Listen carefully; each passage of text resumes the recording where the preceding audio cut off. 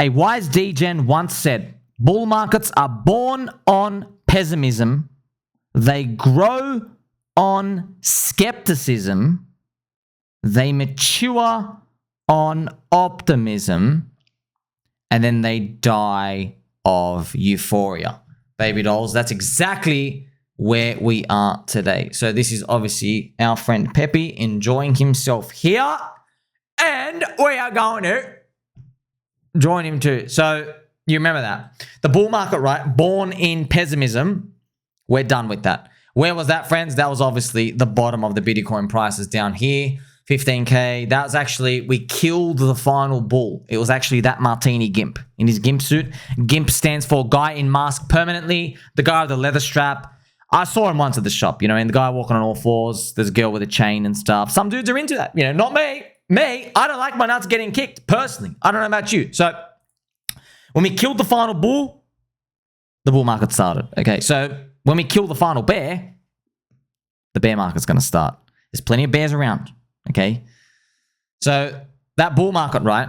It grows on skepticism. That's climbing the wall of worry. That's where we are now. You can feel it. Are we going to hit 100K? What about plan B? What if we go down? Interest rates, yield curve. I just can't figure it out, right? You see that? We're going to move on to the maturity part. The maturity, friends, will be maturing on optimism. That's when it gets mature. So it's where people realize, oh, Metcalfe's law does work.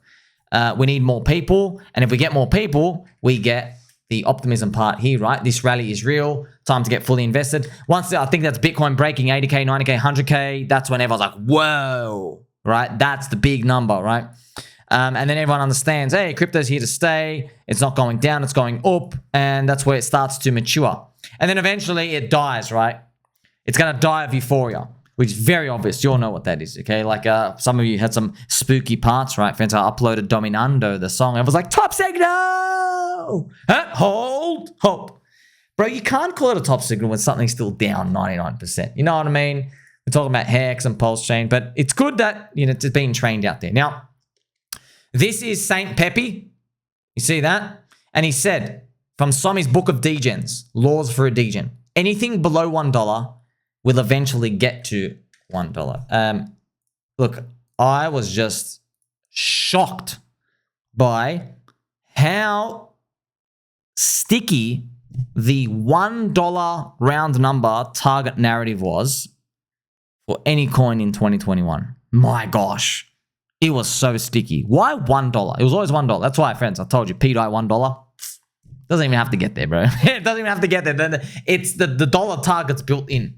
Okay, so this is Hex, for example, now, friends, sitting at almost P Hex. This is the protein version of Hex. The other one's the erection Hex. But it's nice. Trust me, man. When hopefully, friends, we get to see a 12 to 20 cent Hex, and people will be talking about $1. They'll be talking about it. They'll be dreaming about it higher. Okay, it won't just be that. It'll be like, hey, why not $2? That we love to always move up our targets, and that's enough fuel to get people in. That speculation. And you're going to see more things like this, right? So just to say, oh, this thing's gone to $1 and, you know, everyone's skeptical, it's not enough, okay? What is enough is when you just start seeing stuff like this. Bang. You know, Hex, 139% up and the rest 10%. So these charts, they don't affect me and you. But trust me, they affect everyone else. They do. They do. Because they know how loud the megaphone is, friends. They know how loud. Just imagine there was a guy at the end of your street who got a megaphone out who was yelling out the lottery ticket numbers every week. And he's been yelling out saying, one of these weeks of the year, my lottery ticket's going to win you a lot of money. And then you think he's annoying after like 6 months of him just yelling out every week. And then one day, he hits a jackpot. He wins like $1 million. What are you going to think then? That's literally what's happening here. And the best part is for crypto, you know, it's based off Metcalfe's law. So it's an attention economy. When people see stuff they hate, they are irrationally not liking it, even though they're aware of it. They're not pricing it in because they just hate the message. You see? But we know from Metcalfe's law, friends, Metcalfe's law doesn't say increase the number of people who like your thing in the network to get more value. It's not that. It's just increase N users. You see, now you could make an argument saying, well, having fun is part of the community and that's you using it. You could say that, but I don't think the market's going to be that rational when the bull market really heats up. So when we're yelling stuff like PulseChains are better Ethereum, PulseX is better than Unisoy, you have Hex is better Bitcoin, you have Erection Hex and Protein Hex, they have to be split in two, right? Because it was just too powerful. They have to be separated, okay? And then you have Incentive Token, which is like mathematically the greenest logo, and that's all you need. You see, yelling them out in red candles, they're good, but what's better is the green candles. That's when everyone actually listens, and it starts becoming momentous for everyone. Having fun as well, friends. This is the PulseChain Citadel. I love it. I made this picture for everyone. I planted all the logos out here.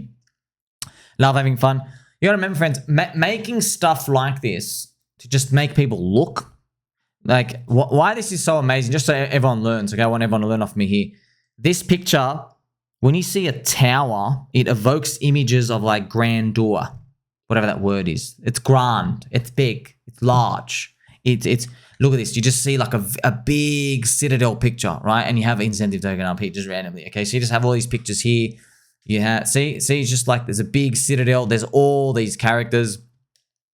This is equivalent to when I show the PulseChain ecosystem and all the logos and everyone out here, okay? Because what I'm basically saying is I say, well, remember, let's say you own PulseChain or Hex or PulseX. You're saying you own a share of this community and it's going to be worth a lot.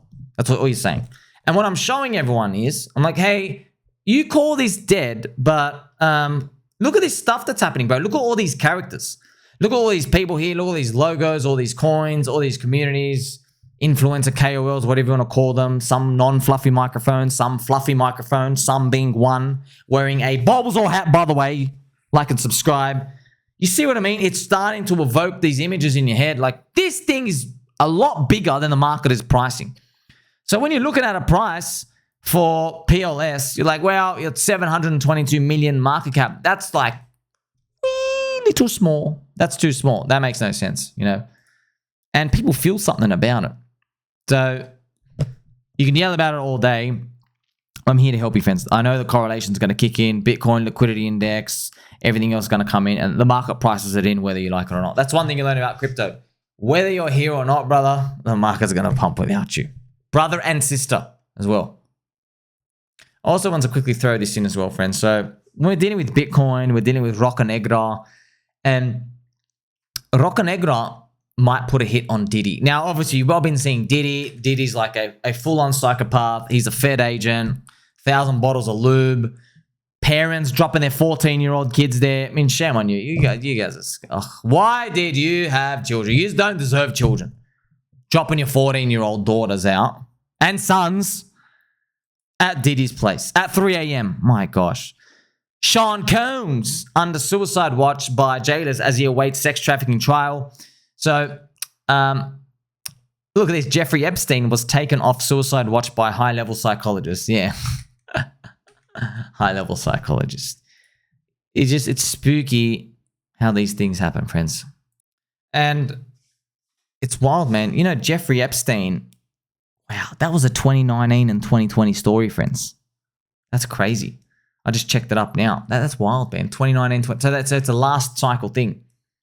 Is Diddy going to be our Jeffrey Epstein? That'd be crazy. Imagine we just have these 4-year cycles where someone famous gets suicidal like that.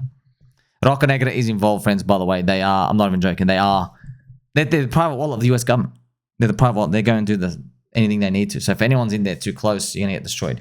Now, I would love to see a return of Hardrock Nick. This is Hardrock Nick in Peppy form. But if you see Hardrock Nick now, friends, I don't want to show you.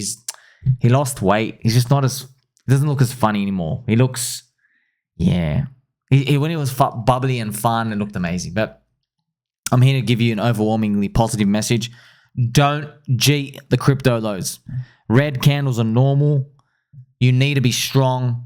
If you see a red monthly candle close, you're getting a discount. That's in the next phase out here. That's the quick money, quick 2x, quick. They're going to enjoy those red monthly candles. Enjoy. We'll see. And remember, dips are in the game. That they're going to feel like crashes. But we're in the depression part anyway. So the dips, you're going to get desensitized to them. If you're up 6x from here and then it does a 30% dip, you're not going to really care. Okay, but if you're up 20x from here and someone else is entering up that place with 50k clip, which there will be, when they go down 50%, it's going to hurt. But you're still on side from today like 10x. But still, the swing's going to be wild. They are going to be wild. You remember that? Because if the bull market repeats like I did before, I mean, all what we call dips, like they haven't even started yet. Have you noticed that, friends? We haven't even had dips. They've just been depression, crashes, everything. There's no, what do you mean dip, bro? Like, you're down 80%. It's not a dip. You're down 99%. So the next dip part, it's due to start now, where we actually start going, oh, that was a 60% dip. That was a 40% dip. And then that's what is training everyone in the market to keep buying, because they keep seeing strength. It drops 60%, bounces back up, keeps going up, drops 40%, bounces back up. And then the repetitions of that, like somebody flexing all the time, it's a signal to everyone else out there. They're watching this strength. They're watching everyone power on. They're watching the roar of the crowd. And then that gives them more of an inkling to go and have a look and buy, take on leverage or whatever. But when they see more repetitions of that, they get more bullish and they like seeing that. But we haven't even started seeing that yet. We're looking forward to it though. Make sure you like, subscribe. Catch you soon.